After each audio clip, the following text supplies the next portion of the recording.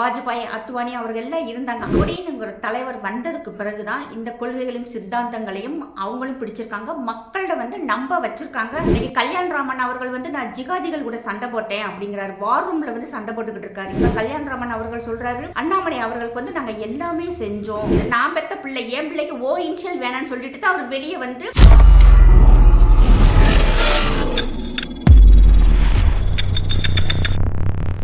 மாதரம் சாமானியன் குரல் தேசியவாதிகளுக்கு எனது அன்பான வணக்கங்கள். தமிழ்நாட்டில் பார்த்தோம்னா பாஜக சரியாகவே வளரலை. இது நமக்கு எல்லாருக்குமே தெரியும். மற்ற மாநிலங்களை பார்க்கும்போது அங்கெல்லாம் பேய் மாதிரி வளரும். ஆனால் இங்கே தமிழ்நாட்டில் மட்டும் பார்த்தோம்னா பாஜக அப்படியே தான் இருக்கும். அதே மாதிரி பார்த்தோம்னா அதிகமாக அந்த பாஜகவினுடைய காரியகர்த்தாஸ் நிறைய பேர் படுகொலை செய்யப்பட்டிருப்பாங்க. இதுக்கு ரெண்டு விஷயம் இங்கே இப்போ நம்ம பார்க்க வேண்டியது. ஒன்று, பாஜக அந்த 3% மேலே வளரலை.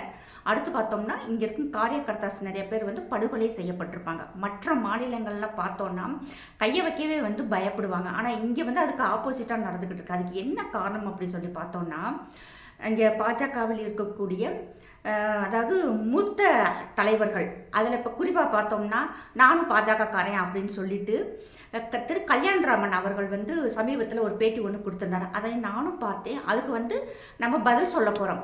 எப்படின்னு பார்த்தோம்னா, அவர் சொல்கிறாரு, அந்த பேட்டி ஃபுல்லாக பார்த்தோம்னா வன்ம குடவுன்னு தான். அவ்வளோ வன்மத்தை வச்சு அப்படியே அண்ணாமலை அவர்கள் மேலே கொட்டியிருக்காரு. இப்போ இவங்க இருக்கும்போதும் வளர்ச்சி இருந்துச்சான்னா இருந்திருக்கும், நமக்கு தெரியாது. ஏன்னா இப்போ அண்ணாமலை அவர்கள் வந்ததுக்கு பிறகுதான் தீவிரமான ஒரு அரசியல் நிலைப்பாட்டை, அதுவும் ஆளும் கட்சியாக இருக்கக்கூடிய திமுகவை எதிர்த்து ரொம்ப ஸ்ட்ராங்காக பேச ஆரம்பித்தார்.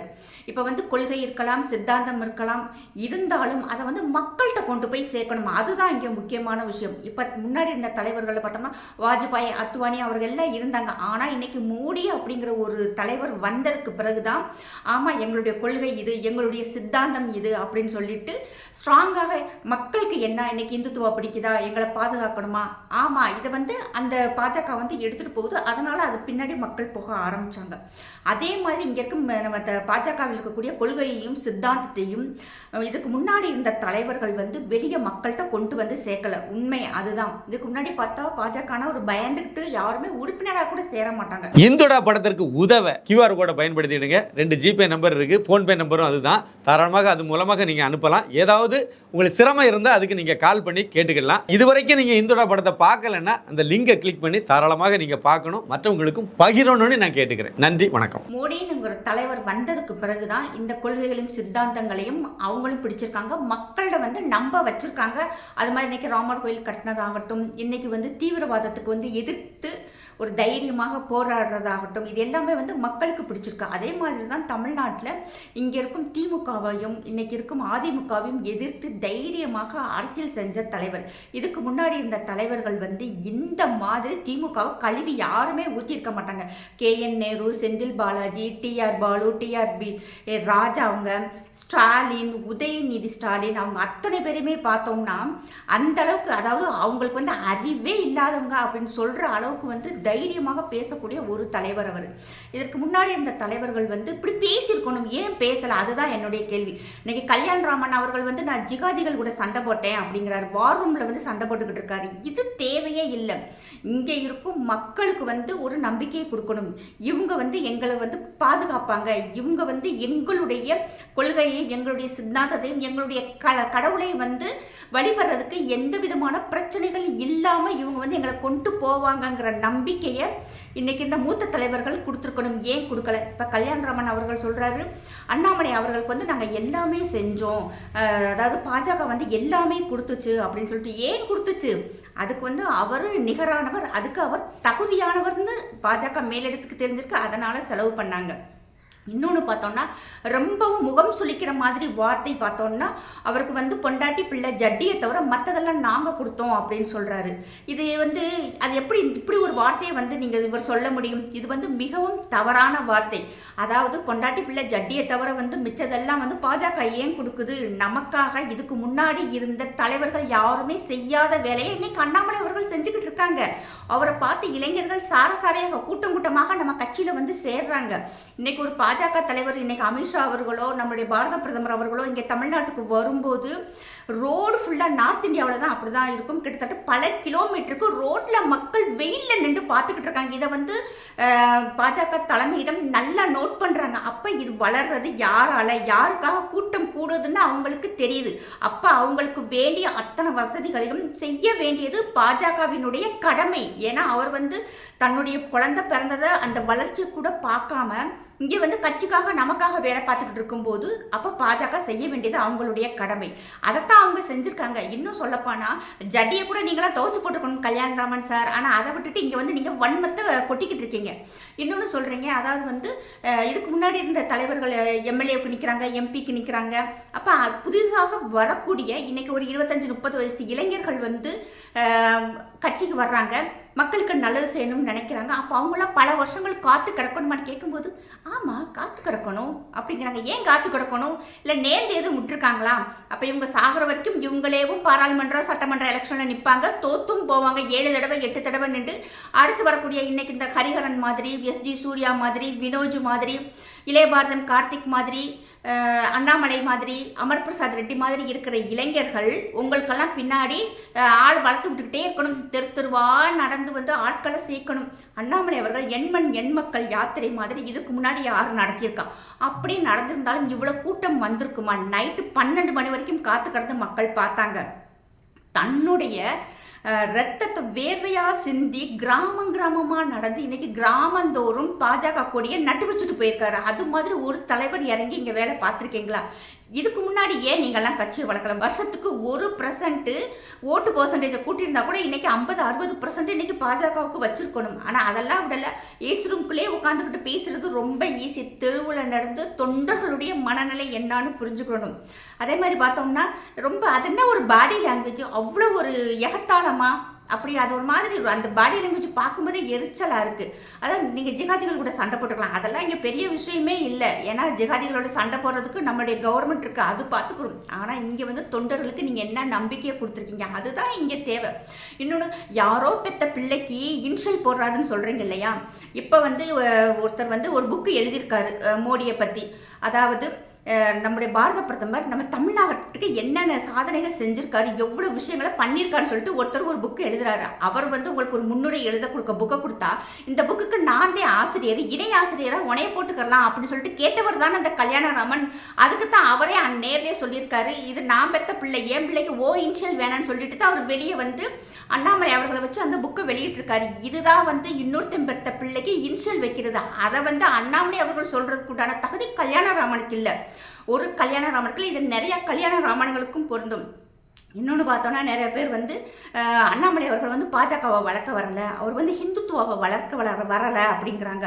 இன்னொன்று பார்த்தோன்னா ஃபர்ஸ்ட் இதுக்கு முன்னாடி இந்த தலைவர்கள் மாதிரி தான் அண்ணாமலை அவர்கள் மாநில தலைவராக வரும்போது எல்லாரும் அப்படி தான் நினச்சாங்க. ஆனால் ஃபர்ஸ்ட் டைம் வந்து ஆதீனம் அவர்களுக்கு ஒரு பிரச்சனை வரும்போது அவர் தான் ஃபர்ஸ்ட் டைம் வந்து குரல் கொடுக்குறாரு. இந்துடா படத்திற்கு உதவ QR கோடை பயன்படுத்திடுங்க. 2 ஜிபே நம்பர் இருக்குது, ஃபோன்பே நம்பரும் அதுதான். தாராளமாக அது மூலமாக நீங்கள் அனுப்பலாம். ஏதாவது உங்களுக்கு சிரமம் இருந்தால் அதுக்கு நீங்கள் கால் பண்ணி கேட்டுக்கலாம். இதுவரைக்கும் நீங்கள் இந்துடா படத்தை பார்க்கலன்னா அந்த லிங்கை கிளிக் பண்ணி தாராளமாக நீங்கள் பார்க்கணும், மற்றவங்களுக்கும் பகிரணும்னு நான் கேட்டுக்கிறேன். நன்றி, வணக்கம். அவங்க வந்து நான் தோளில் வந்து ஆதீனம் அவர்களை தோளில் பல்லக்களை வச்சு நான் சுமந்து போவேன் அப்படின்னு சொன்னார். அப்போ தான் வந்து தமிழ்நாட்டு மக்களினுடைய அட்டென்ஷன் அண்ணாமலை அவர்கள் மேலே திரும்புது. யாரடா அது நமக்காக ஒருத்தன் வந்து குரல் கொடுக்குறானே அப்படின்னு சொன்னது மட்டும் இல்லாமல் அவர் வந்து ஆதீனம் அவர்களை பல்லக்களை வச்சு சுமந்தாங்க.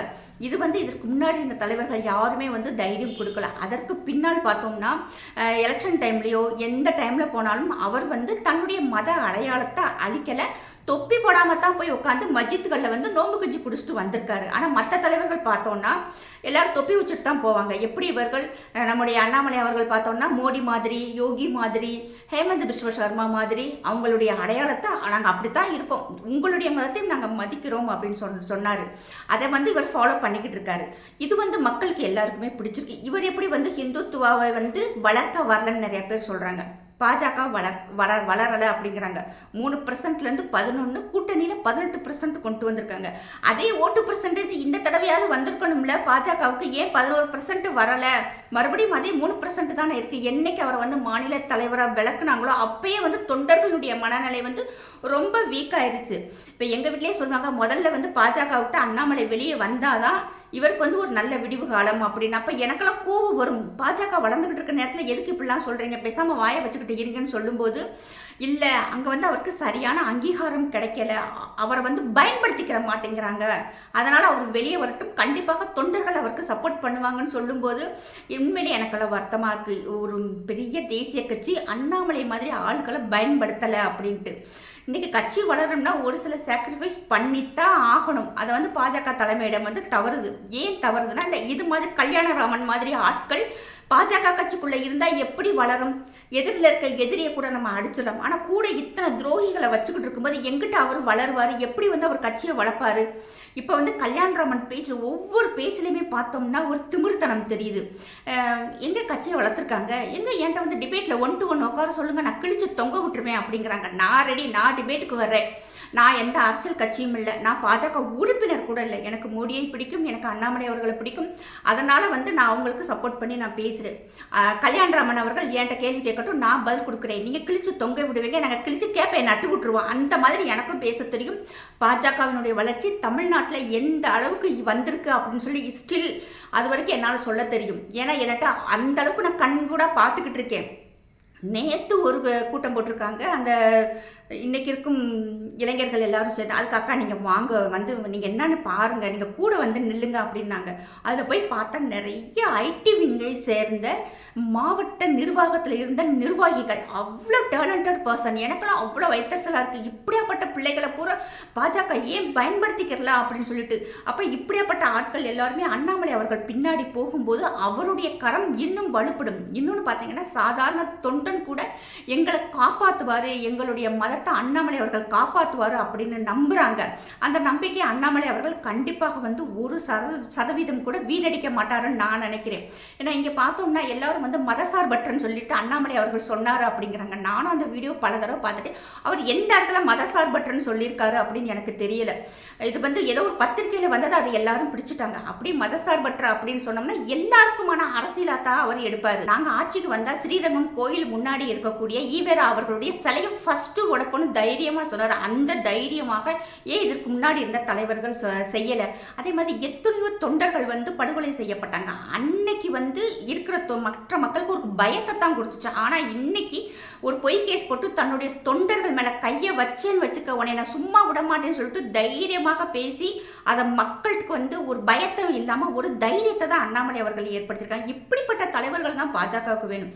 இப்போ அண்ணாமலை அவர்கள் வெளியேறின பிறகு இந்த நிமிஷம் வரைக்கும் பாஜகவை பற்றியோ அங்கே இருக்கும் தலைவர்களை பற்றியோ மேலிடத்தை பற்றியோ ஒரு வார்த்தை கூட தப்பாக பேசல. ஆனால் இங்கே பாஜகவில் பார்த்தோம்னா யாரோ பேட்டி கொடுக்குறாங்க. நான் உண்மையிலே சொல்கிறேன், இதெல்லாம் பார்க்கும்போது எதுக்கு இவ்வளோ காழ்ப்புணர்ச்சி? அவர் வேலையை பார்க்கட்டும், நீங்கள் கட்சி வளர்க்குற வேலையை பாருங்கள். சாதாரண சின்ன சின்ன பசங்க எல்லாருமே அவ்வளோ டேலண்டட் பர்சன் எல்லாருமே வந்து வெளியேறி அண்ணாமலை அவர்களுக்காக அந்த இயக்கத்துக்காக ஆள் சேர்த்துக்கிட்டு இருக்காங்க. என்கிட்டே சொல்கிறாங்க, அக்கா உங்களுக்கு ஏதாவது ஒரு டவுட்டுன்னா நீங்கள் உடனே எங்களை வர சொல்லுங்கள், அந்த இடத்துக்கு நாங்கள் வந்து நாங்கள் எங்கள் இயக்கத்துக்கு வந்து நாங்கள் ஆள் சேர்க்குறோம் அப்படிங்கிறாங்க. அந்த மாதிரி வந்து அப்படியே துருன்னு இருக்காங்க. அப்படியாப்பட்ட ஆட்கள் வந்து எல்லாரும் வெளியே போய்கிட்டு இருக்காங்க. அதை நிப்பாட்டுறதுக்கு உண்டான வேலை பாருங்கள். நீங்கள் அண்ணாமலை அவர்களை விமர்சனம் பண்ண அவங்களுடைய ஆதரவாளர்கள் அத்தனை பேருமே வந்து பயங்கரமாக பதிலடி கொடுக்கத்தான் செய்வாங்க. அதனால் அதை விட்டுட்டு இன்னைக்கு வெளியே போகிற தொண்டர்களை தடுத்து நிறுத்துகிற வேலையை பாருங்கள். இந்த கல்யாணராமன் மாதிரி ஆட்கள் வாயை மூடலைன்னா இன்னும் இழப்பு பாஜகவுக்கு மட்டும்தான். இன்னும் எனக்கு அதிகமாக பேச தெரியும், ஆனால் வந்து அவருடைய வயது கருதி நான் வந்து பேசலை. இந்த இன்னொரு இன்ஷியல், அதாவது ஒருத்தன் பெத்த பிள்ளைக்கு இன்னொருத்த இன்ஷியல் போடுற மாதிரிங்கிற வார்த்தைக்கு வந்து சின்னப்ப கணேசன் சார் பதில் சொல்லுவார். அவர் கொஞ்சம் பிஸியாக இருக்காரு, அவர் வந்து சாத்துன்னு சாத்துவார். இருந்தாலும் தொண்டர்கள் வந்து அவங்களுடைய வேலை பார்க்கணுங்கிறது தான் எல்லாருடைய கருத்துமே இருக்குது. இன்னொன்று பார்த்தோன்னா, ராம ரவிக்குமார் ஐயா வந்து திருப்பரங்குன்றத்தை தனி மனுஷனாக போராடினார். அன்னைக்கு கல்யாணராமன் எங்கே போனீங்க?